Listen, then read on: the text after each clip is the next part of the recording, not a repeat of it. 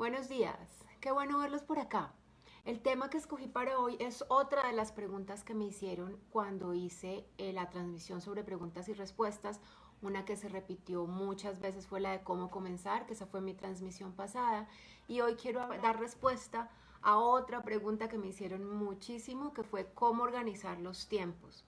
Y claro, esa era una inquietud que antes de cuarentena era bastante común, pero ahora pues es mucho más grande porque estamos todo el tiempo en casa, a los adultos de la casa se nos vinieron otro pocotón de roles encima que no teníamos y la organización del tiempo, que siempre es un asunto complejo en un hogar, pues se volvió mucho más complejo y mucho más pesado y complicado y difícil de manejar. Entonces ese es el tema que quiero tratar hoy.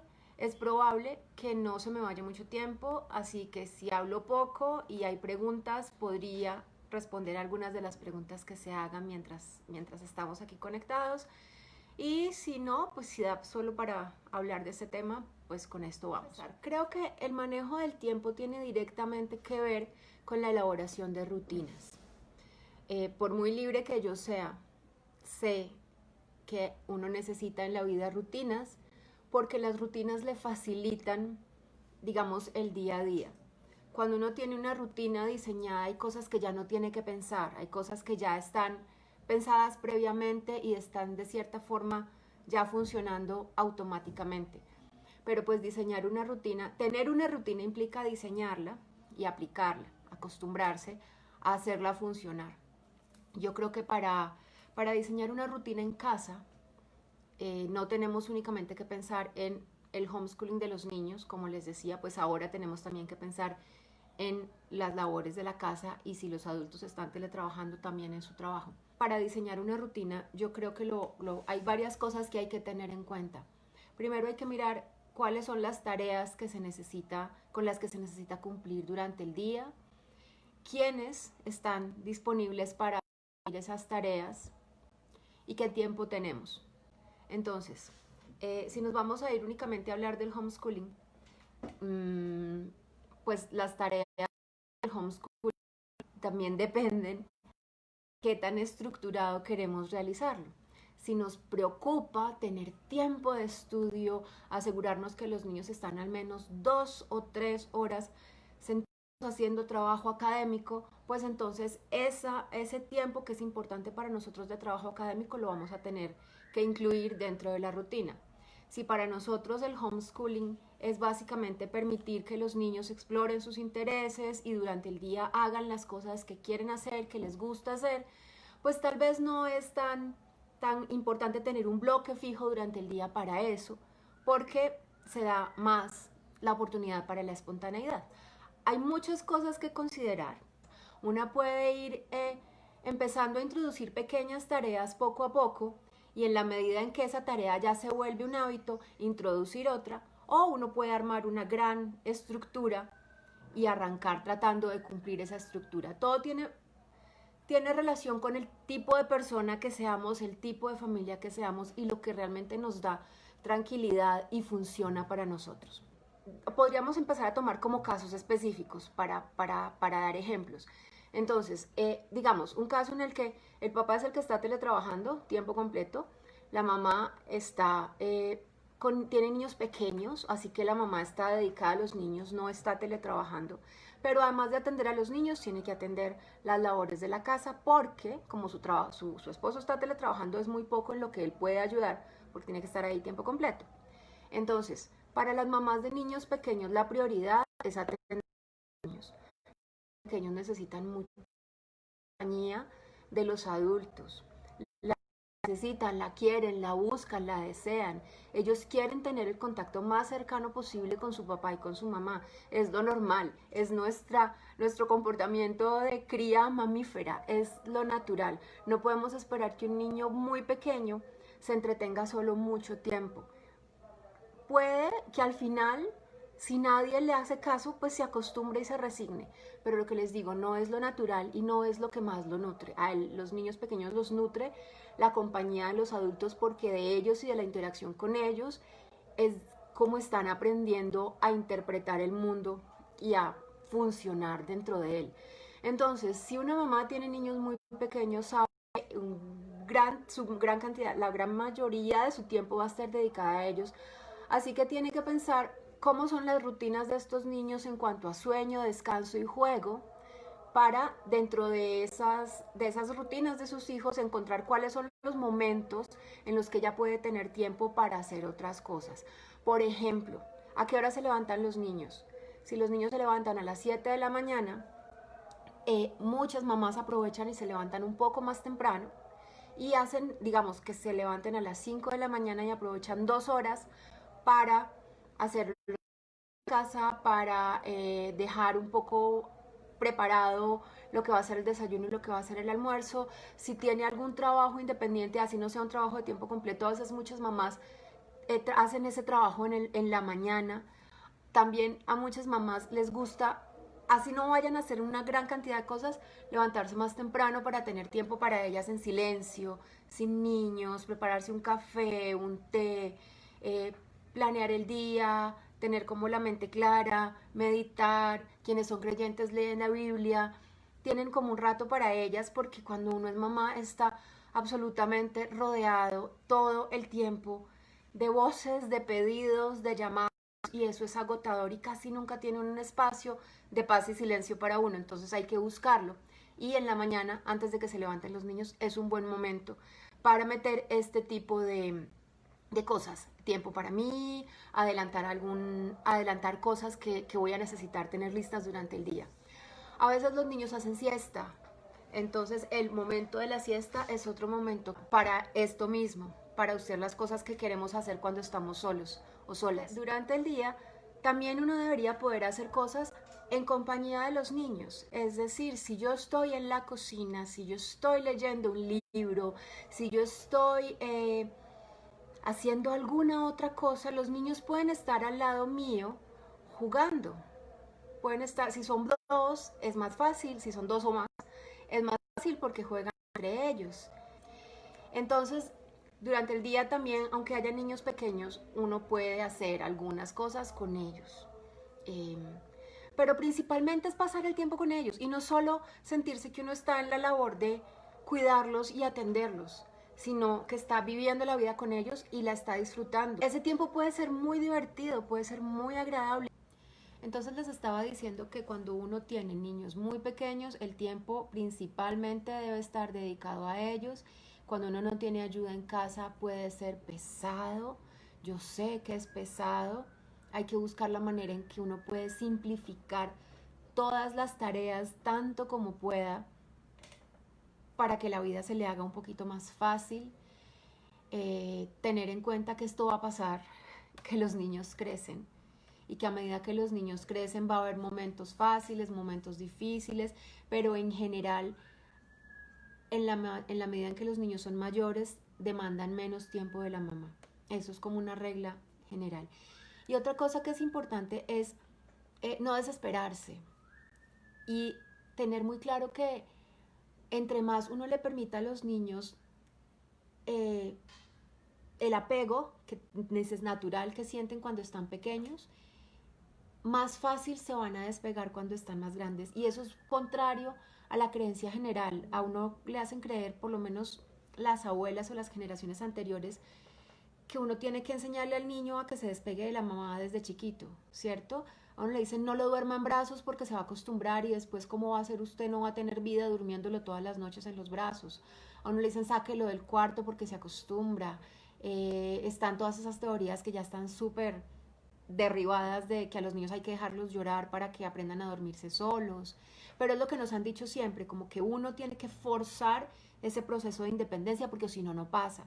Pero lo que se vive ahora que nos cuentan más y se ha investigado más y hay más gente estudiando y hablando de la crianza con apego, es que si uno permite que los niños tengan ese apego natural a la mamá cuando están chiquitos y si uno les da toda esa atención que están pidiendo, más fácilmente van a lograr tener independencia, van a ser unos niños más tranquilos cuando están más grandes y van a ser más independientes.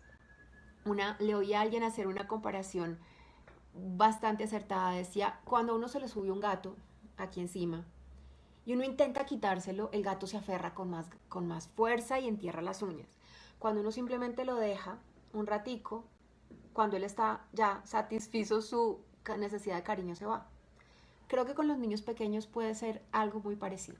Entonces, mamá con niños pequeños en casa, asumimos que no tiene un trabajo de oficina y que puede dedicarle tiempo a los niños, está haciendo homeschooling, o sea, no tiene jardín virtual, no tiene colegio de primeros años virtual, está dedicándole tiempo a ellos. Entonces, cuando son pequeños, lo que tiene que ver con la educación es prácticamente una sola cosa con el resto de la vida.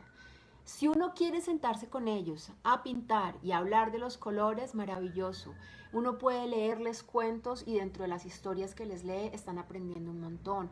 Uno puede jugar con cosas manipulables, con masas, con barro, con arcilla, con pintura de dedos y todo eso les está enseñando cosas. Uno puede, ahorita no puede salir al parque, pero cuando puedan uno puede salir al parque, puede ir con ellos a la tienda, si uno tiene que hacer una vuelta, hacer mercado, ir a recoger algo, puede ir con los niños. Uno no necesita aislar a los niños de todas esas actividades cotidianas. Todo eso les está enseñando. Eso es lo que realmente es el aprendizaje de los niños que son más pequeños, en edad preescolar. Bueno, tomemos otro caso, digamos, el mismo caso de papá trabajando, mamá dedicada a los niños, pero los niños un poco más grandes, y esta familia está haciendo un trabajo más estructurado con los hijos. Entonces tenemos la familia ha decidido que se va a trabajar por ciertas horas al día, al menos las 4 áreas básicas que son matemáticas, lenguaje, biología y sociales. Entonces se puede armar un plan y hay 2 maneras de hacerlo. Podemos armar un plan con las actividades de los niños, decir vamos a trabajar tanto tiempo en la mañana o en la tarde o repartido, y alrededor de ese plan de los niños coordinar el resto de actividades de la casa. En el tiempo que no es de homeschooling hacemos todo lo demás. O podemos definir qué tiempos vamos a necesitar para hacer el resto de actividades y el tiempo libre que nos deje eso lo utilizamos para meter ahí el bloque de tiempo académico con los niños. Esa es otra manera. Como les digo, dependiendo de las edades de los niños, pues ellos van a requerir más acompañamiento de la mamá y poco a poco se van volviendo más independientes. Si lo que están haciendo es trabajando con una plataforma o un colegio virtual, los colegios virtuales y presenciales nos dictan la pauta. Ellos ponen el horario y hay que cumplir el horario que ellos pongan. Casi siempre. Hay algunos que son un poco más flexibles, pero en general funciona así. Entonces, pues nada, los niños están conectados a su plataforma en el tiempo que tienen que estar conectados. Si necesitan acompañamiento de los papás, pues los papás deben estar ahí. Si no, pues es un buen momento para que mientras ellos están ahí, dirigidos por alguien más, los adultos de la casa hagan lo que tienen que hacer. Y pues con los adolescentes son muchísimo más independientes. Sin embargo, no podemos caer tampoco en el error de dejarlos solos porque ya están grandes.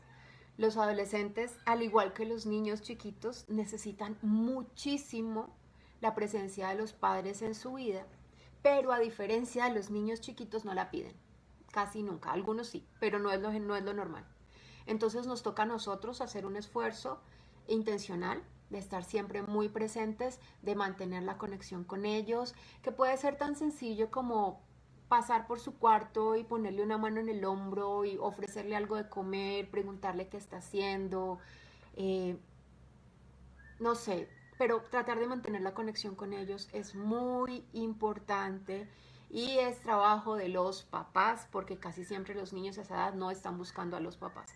Entonces, con los grandes, si están en plataforma, pues lo mismo, son muy independientes con su trabajo, casi nunca necesitan a los papás para que les ayuden con nada académico, más allá de ir a comprar materiales para algún proyecto, pero en lo otro que está pasando con ellos, en el otro aprendizaje que está ocurriendo dentro de ellos, en todos los cambios que están sufriendo en su adolescencia, en reconocerse como personas grandes, como que ya no son niños, encontrar su identidad, ahí sí necesitan la presencia de los papás y el acompañamiento de los papás. Acompañamiento amoroso y sobre todo muy respetuoso. Tratar de no ver a los adolescentes con el prejuicio de que son un desastre y son una carga, porque son todo lo contrario. Entonces, realmente eso, bueno, si estamos en una familia en la que papá y mamá pueden ayudar con las labores de la casa, pues es maravilloso porque la carga se aligera, ¿cierto? Entonces ahí hay que mirar qué tiempos tiene disponible cada uno. Si ambos teletrabajan, pero no con un horario completo, sino que pueden manejar sus tiempos, se pueden turnar el tiempo con los chiquis mientras el uno trabaja, el otro atiende a los pequeños y a la casa y luego se turnan. Eh, yo cuando al principio de la cuarentena teníamos el caso de que los dos papás llegaron de la oficina a trabajar en la casa, los niños llegaron a seguir el trabajo del colegio, yo les decía, pónganse turnos en los que cada uno sea el que está disponible para los niños. Entonces, aunque ustedes tengan que estar conectados a la oficina, podríamos decir que el papá de 8 a 10 de la mañana es el que está disponible y cuando los niños necesiten algo lo llaman a él, no a la mamá. Y luego de 10 a 12 es la mamá la que está disponible y el papá el que está ya completamente conectado y cuando los niños necesitan algo acuden a la mamá. Y manejar eso, por ejemplo, teniendo en cuenta los horarios de reuniones en la oficina, cosas fijas que tengan que cumplir. Esa era como una sugerencia. Quienes están viendo esto y siguen con los niños en colegio y van a seguir con los niños en colegio, pues también eso aplica y también tomarse el colegio con calma. Yo supongo que ahorita que vuelven a empezar, los colegios ya han aprendido de todo este golpe inesperado que sufrimos el semestre pasado, que los colegios de cierta forma tuvieron que hacer lo que pudieron, pero fue muy improvisado, a muchos no les funcionó, muchos papás se quejaron y supongo que ahorita lo van a hacer mejor. Esperemos que sí, porque si no, yo creo que una familia no puede seguir aguantando los niveles de estrés que recibieron. Pero en términos generales, la organización del tiempo, como decía al principio, lo retomo para más o menos redondear, tiene que ver con diseñar rutinas. Y a veces somos familias espontáneas. Las familias homeschoolers, muchas somos familias espontáneas. Pero como estamos en esto únicamente y no seguimos una plataforma, tenemos bastante libertad. Entonces podemos un día simplemente dejar que cada quien se levante a la hora que quiera y en el momento en que todos están dispuestos, mirar a ver qué vamos a hacer hoy. O a veces no tenemos que hacer cosas juntos porque cada uno tiene su propio proyecto. Cuando estamos así de espontáneos, pues el manejo del tiempo es diferente. Es menos planeado, pero igual es más orgánico y es más flexible. A veces, de pronto, estamos enfrascados en algo tan delicioso con los niños que se nos pasó la hora de preparar almuerzo y no pasa nada si ese día se pide domicilio, se hace una pizza o comemos sándwiches, porque estábamos disfrutando una actividad juntos en la que estábamos pasándola bien y en la que seguramente los niños estaban aprendiendo un montón de cosas, así no se parezcan a las cosas que estarían aprendiendo en el colegio. Entonces, para mí los pasos para crear una rutina son definir cuáles son las tareas que hay que cumplir, quiénes son las personas que están disponibles para cumplir esas tareas y cuáles son los tiempos que tenemos disponibles o que tenemos que llenar. Y con base en eso, uno arma un plan. Puede haber una rutina general de toda la familia y una rutina de cada uno de los miembros de la familia. Podría funcionar. Que cada uno sepa qué se espera de él y también que se sepa cuáles son los momentos en los que toda la familia debe trabajar junta para cumplir con alguna tarea. Cuando estemos ya fuera, cuando nos dejen salir, pues será distinto y las rutinas serán distintas. Normalmente las familias homeschoolers tienden a armar su rutina alrededor de las actividades que tienen fuera de casa. Por lo menos así era en mi caso. Yo miraba qué clases había durante la semana, entonces yo sabía cuáles días teníamos que madrugar más, cuáles días tal vez tenía que dejar algo de almuerzo preparado desde el día antes porque iba a tener toda la mañana ocupada por fuera y no iba a poder prepararlo, cuáles días necesito ayuda para llevar y traer a alguno de los hijos a una clase mientras yo estoy con otro, o cuáles días necesito como ser chofer todo el día y llevarlos a una clase y a otra y recoger aquí. Pero pues eso será luego cuando podamos volver a salir. Entonces entran las actividades por fuera y eso también influye en la organización del tiempo. Algo para tener en cuenta: las familias nuevas tienden a meter a los niños en miles de actividades por fuera y cuando se dan cuenta están ahogadas de tanta cosa, son solo choferes, pasean por la ciudad de un lado a otro, se meten en 20.000 trancones y no pueden más. Entonces cuando podamos salir, tómense con calma esto de las actividades extra de los niños.